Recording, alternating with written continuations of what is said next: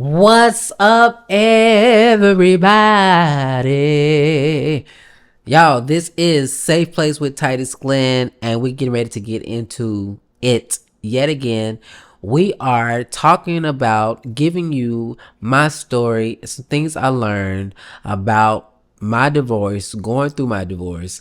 And yeah, so we're going to dive into it right now on Safe Place with Titus Glenn.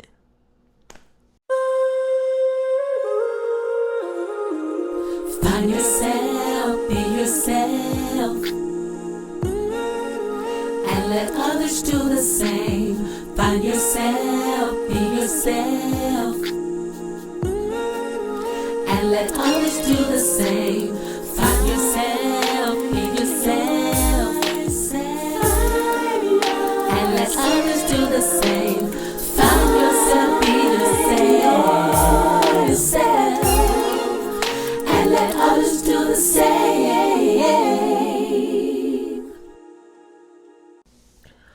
All right, guys. So I decided, while I was recording that, this deserves a part two. And so this is the part two that I'm just going to really just pick up where I left off.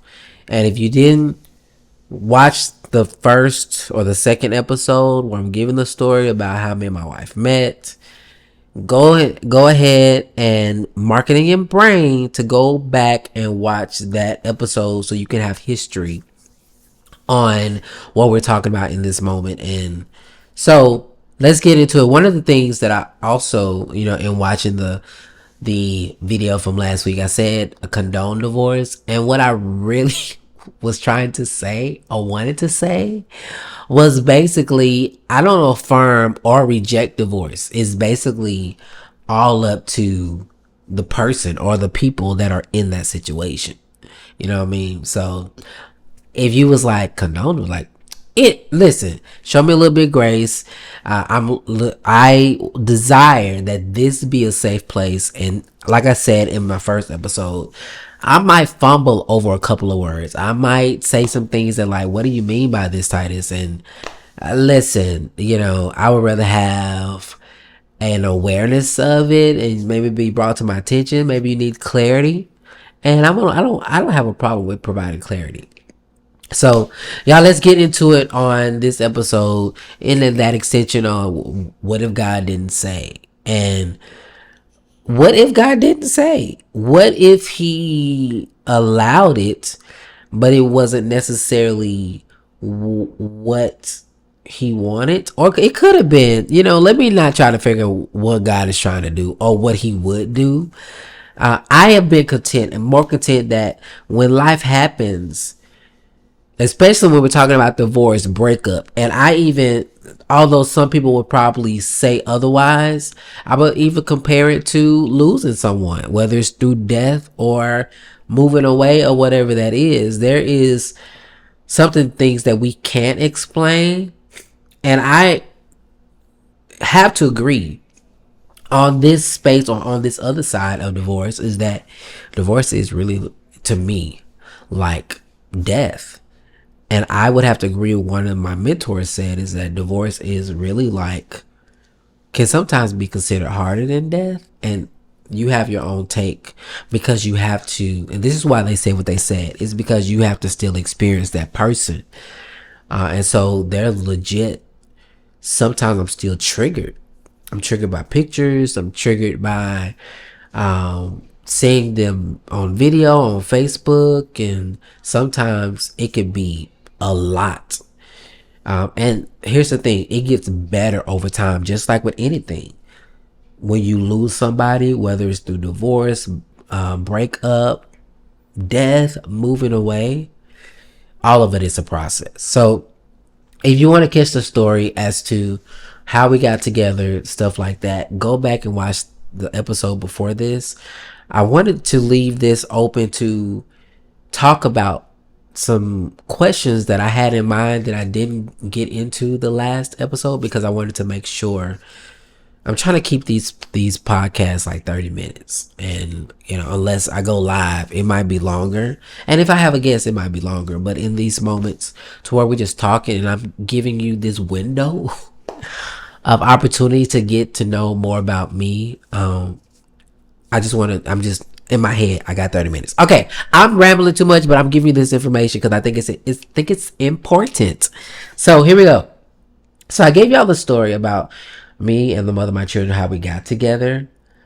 And I gave y'all the nuggets about my affair and why I had the affair.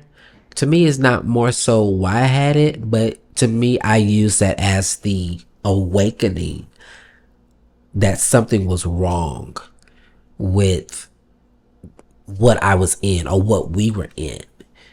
And I'll leave this right here because I might be leaving a lot of stuff on the table because I think it's outside of some of the things that I've been taught, whether it's the person that's fault. Whose fault is it? Let me say it like that. Whose fault is it when it comes to an affair? And I would have to lean on the side of that it's everybody's fault in the sense of what was contributed that person wanted to step out on their partner.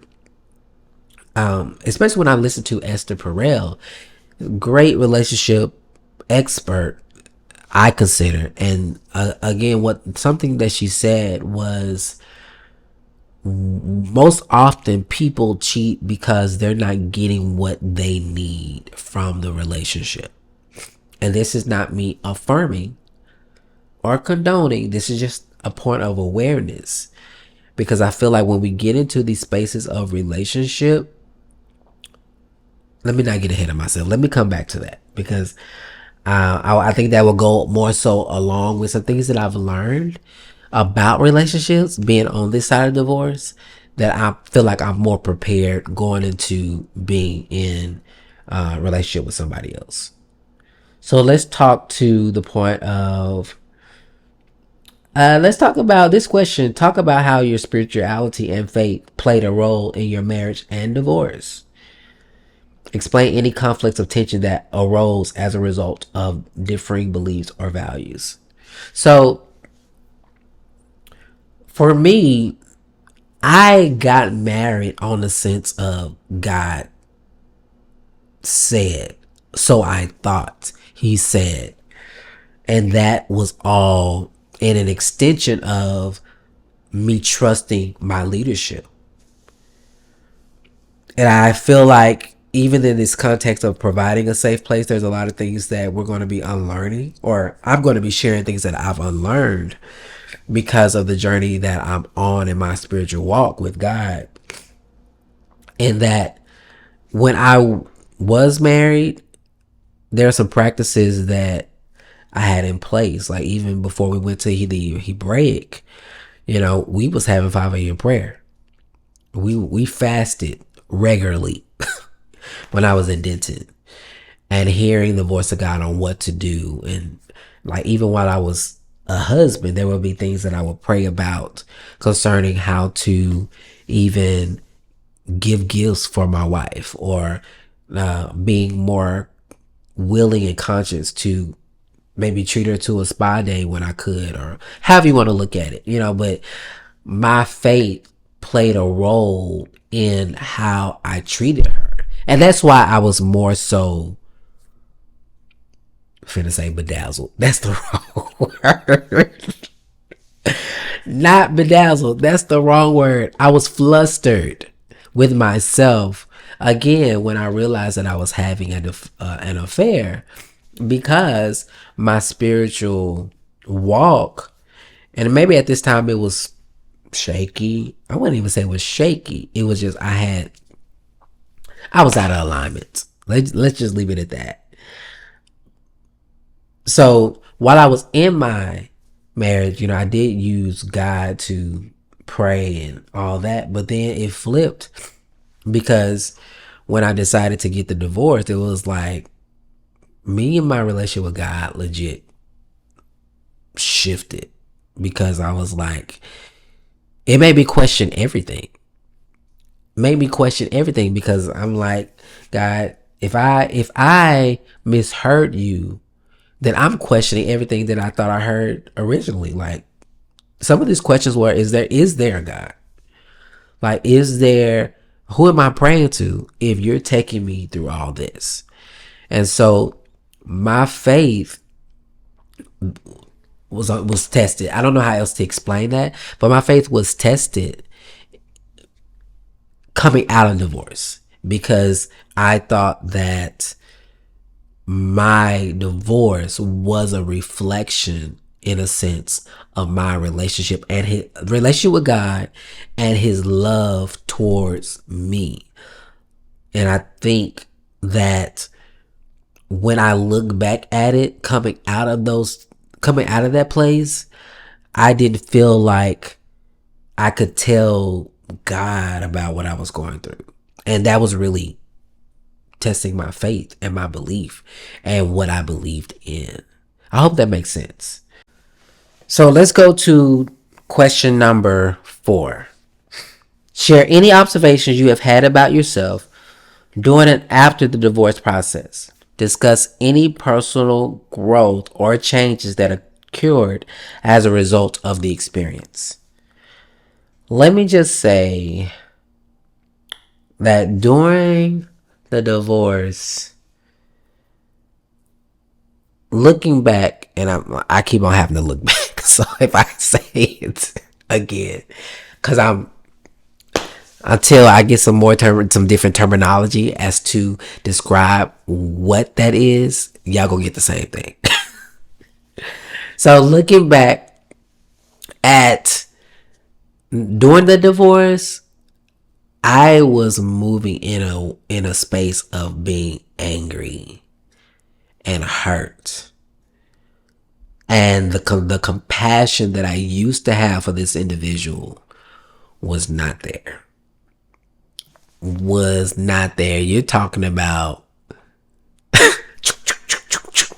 like, there is a space when you have not really spoken your mind, and you get to a place to where that person doesn't deserve or you feel like they don't deserve your kindness or your love. Listen, during that phase, when I say I was going for the jugular, I was going for the jugular. There are some things that I said that I didn't mean, and they were hurtful, I'm sure. But I also had to give myself some grace in that place, because when you are a people person and you kind of shy away from, what is the word I'm trying to say, ruffling somebody's feathers, when you break away, you legit don't care. And I was in a place of, I don't care. And so that was like during the divorce. And then after the divorce, after it was over with, there was still some moments where I was still going for the throat. You hear me? Like, there's no letting up, because I was at a place I can't trust you. I can't trust you because of this hurt, and doing the work that I'm doing is more so I couldn't trust myself as to me feeling like I could control, or feel safe with that person anymore. When I say control, I mean talking about control my feelings, because it's legit like a detaching, it's a breaking away, and that stuff hurts. But after the divorce, after the divorce period, it's gotten better over time. And I kind of want to go ahead and just lean into this just a little bit, because I feel like it's very important when you're talking about ways to help you heal when it comes to you moving or doing something different with your life.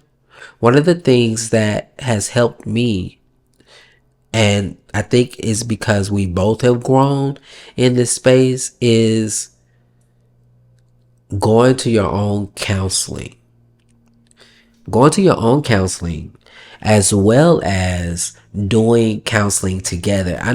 I know that might be crazy, but we have had some sessions as divorcees or divorced people together on how we could talk to each other, or if somebody felt like they was crossing a boundary, we've had to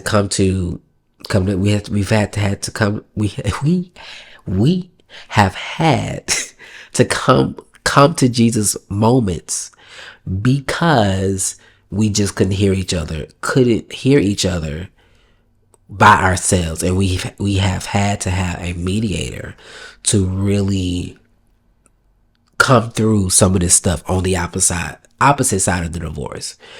And I think that's crucial, especially when you want a healthy relationship. And one of my goals has been, I want my kids to see what it's like to be healthy afterwards.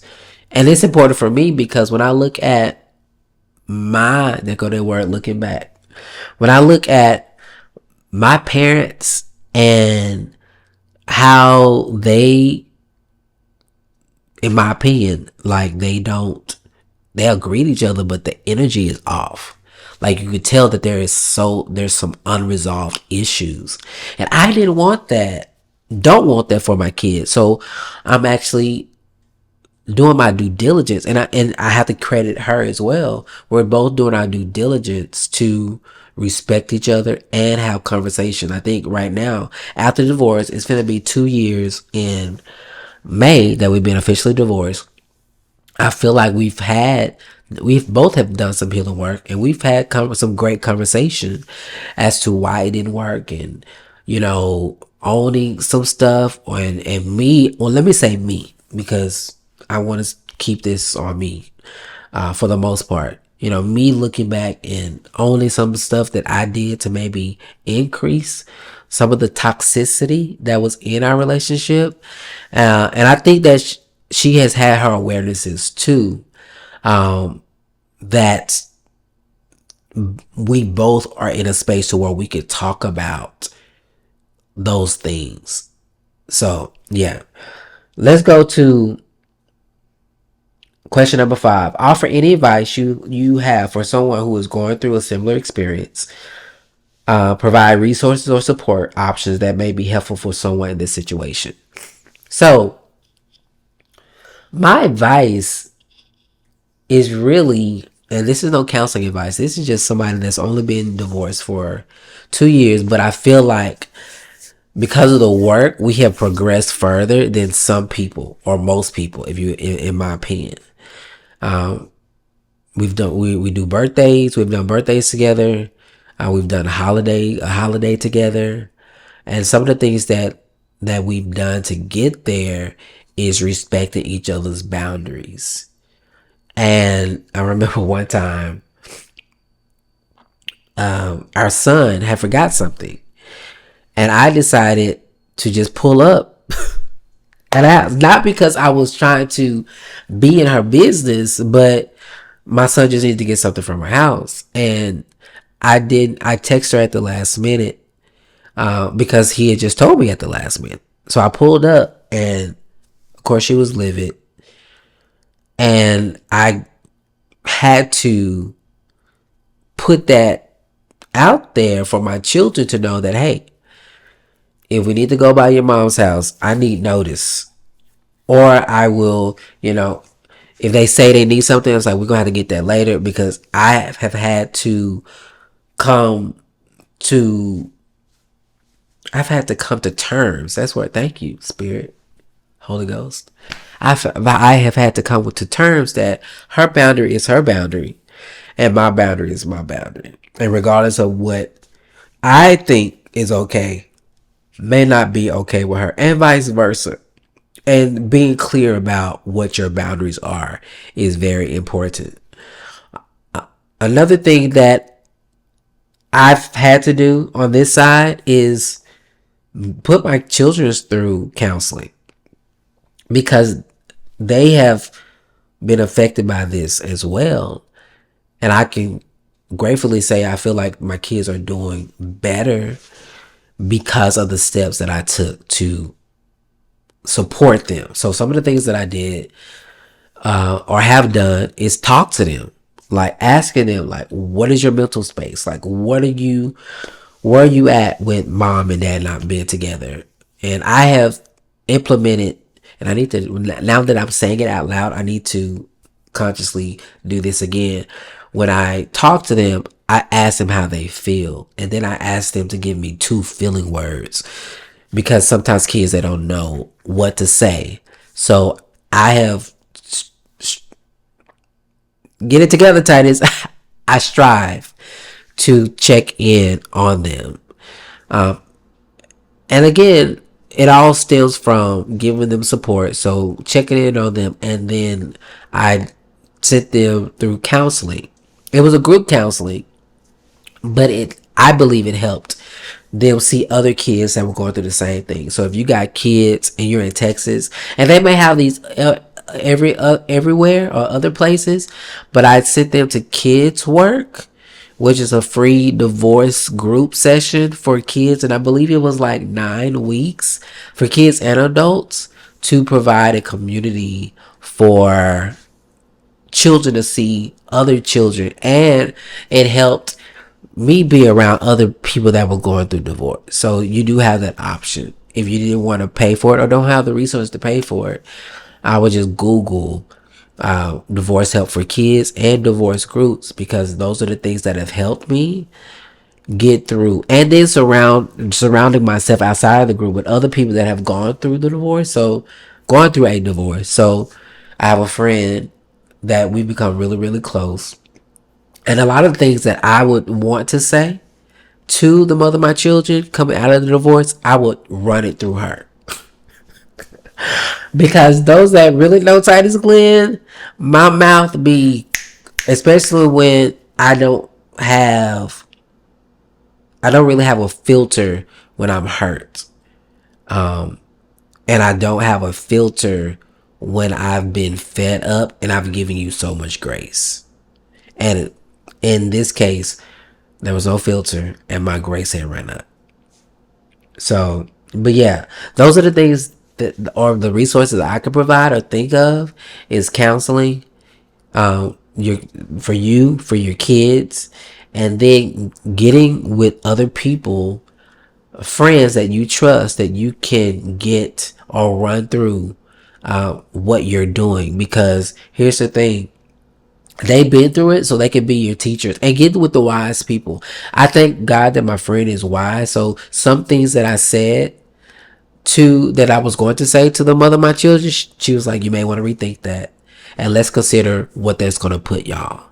Because I have always wanted to put us in the best space to where she wouldn't be triggered and the energy be off in that household. So in a sense, I kind of feel like, as a man or a human being, let's just say that, as a human being in this space, I feel like it's our responsibility to, in a sense, still protect that individual, especially when you got kids, because that energy could affect what's going on and how they're showing up for your children.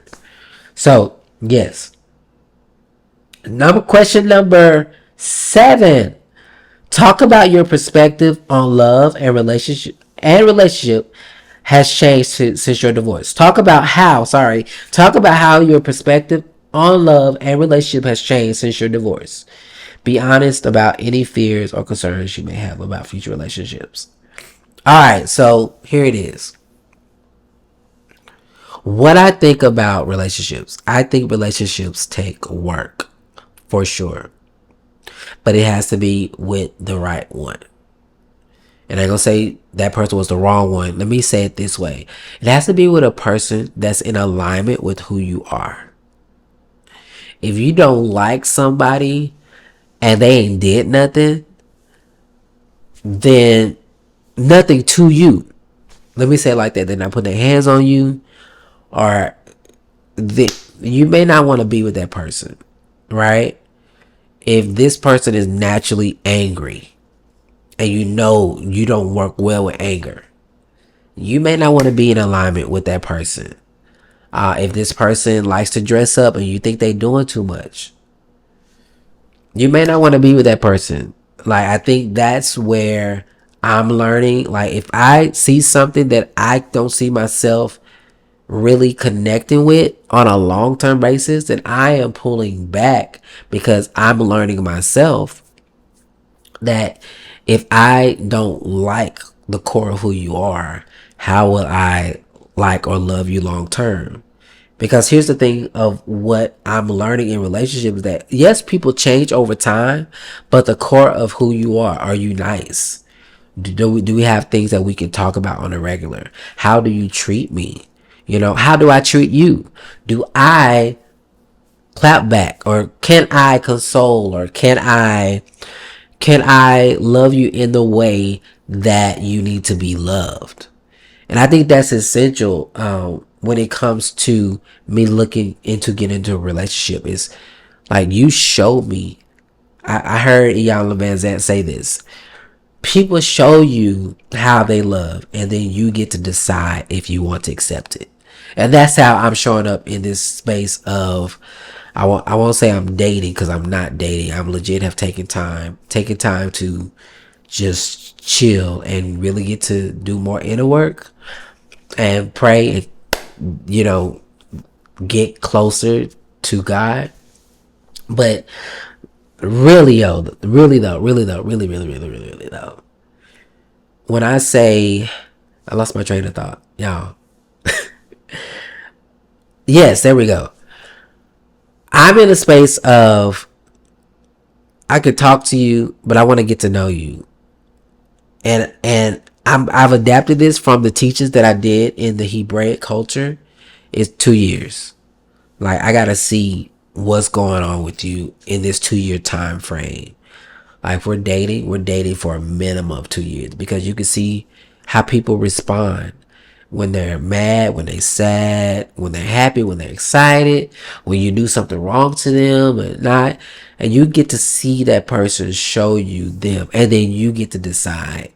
And I think for me, one of the things that I feel as though why that experience had to end and we could not build on that experience is because our foundation was legit not one.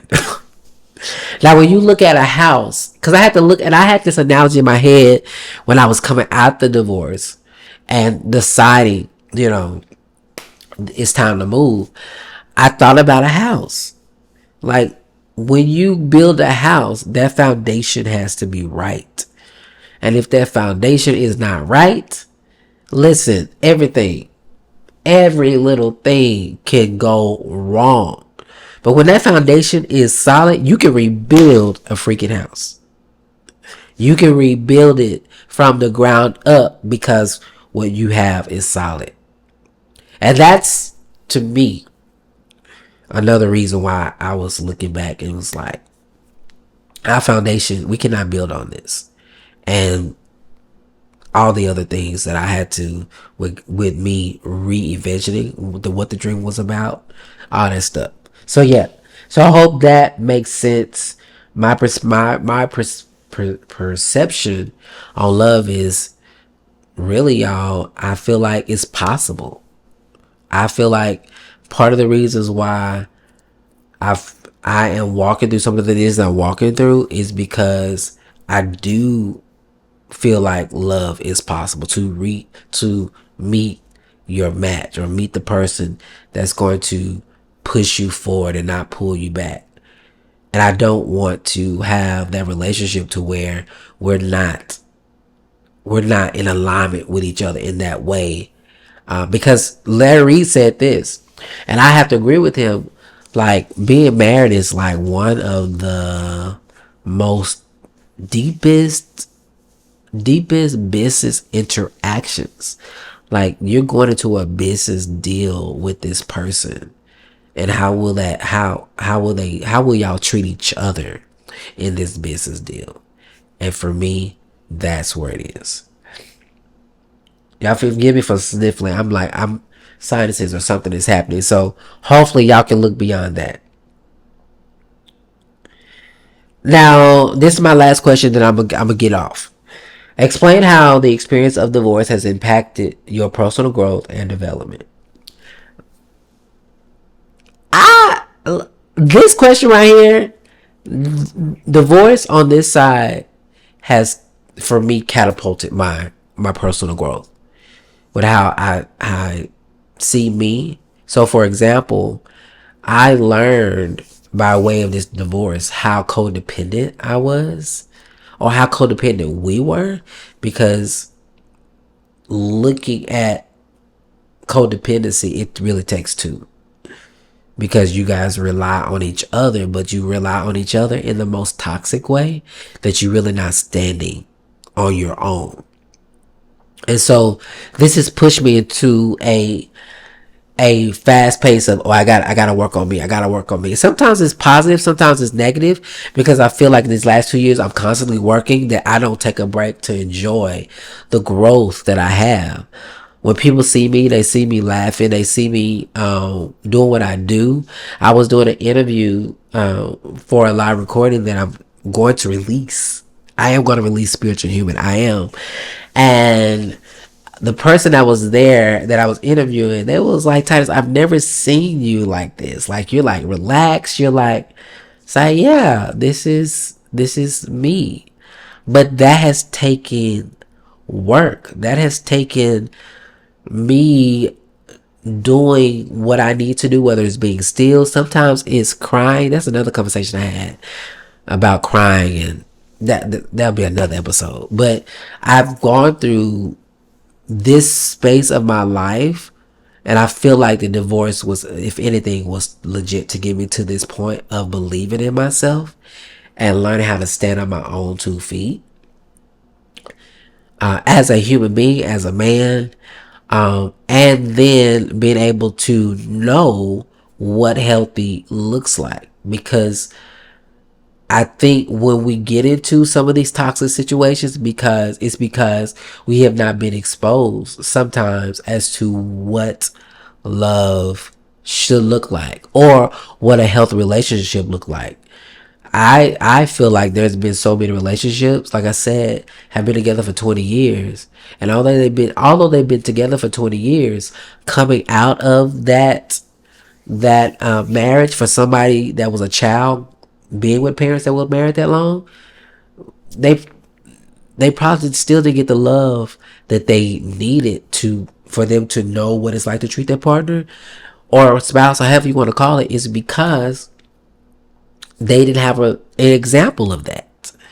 They did not have an example of that. I said all that to say, I have learned and am learning to know myself and to give myself an opportunity to know myself.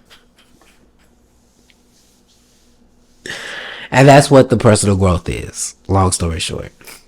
It's me getting to know myself. So when you see me catching flights, it's me taking time to say, hey, I need to love on Titus. And that's what it's about. Like, me knowing, like, I have learned that I like to travel. And being in a marriage, I didn't really know that, and now I know. Or I know that certain energies I just don't vibe with. And here's the thing, let me say this, and I'm gonna let this be it. When you walk into this type of stuff, you have to take the blame off the table. Because there'll be some things that I may have said that somebody may take, and maybe I'll get back to her, maybe not. This is no pointed fingers, because what I've discovered is, and I've had to share this with somebody recently, what if neither you was wrong, because you both were doing the best that you could, or the best you knew how? And maybe again, it was an experience that you both needed to be the people that you are today. And that's what it is. It's a life experience. So let that sink in. I hope, this podcast gave you some more nuggets to dive into, whether you're going through this or somebody's going through this. And if you are going through this, like, put in the comments on this podcast, and or email me. I want to know your feedback. Like, how did you get through your divorce, and how did you get on the other side of it? All the feelings, all the emotions, everything that you've walked through, how did you get through it? And whatever you do, I'm gonna say this, whatever you decide to do, guys, again, it's going to be hard, but you have to make the decision. And once you make that decision, on the other side of any of the sides that you pick, it's going to be better, and you're going to be okay. Point blank. So y'all, that is the end of this Safe Place with Titus Glenn episode. I hope you guys are finding courage, strength in these episodes that I'm releasing. If there's a topic or a question that you want to discuss, please come find me on Safe Place with Titus Glenn on Facebook and message me. I'll be more than happy to make conversations around the topic that are coming up out of these conversations that I'm having, so that we can really create this safe place together. So y'all, Safe Place with Titus Glenn. Make sure you're sharing, liking the post as we continue to grow this platform. So there you have it. We out. God bless. Find yourself, be yourself, and let others do the same. Find yourself, be yourself, and let others do the same. Find yourself, be yourself, and let others do the same. Find yourself, be yourself, and let others do the same.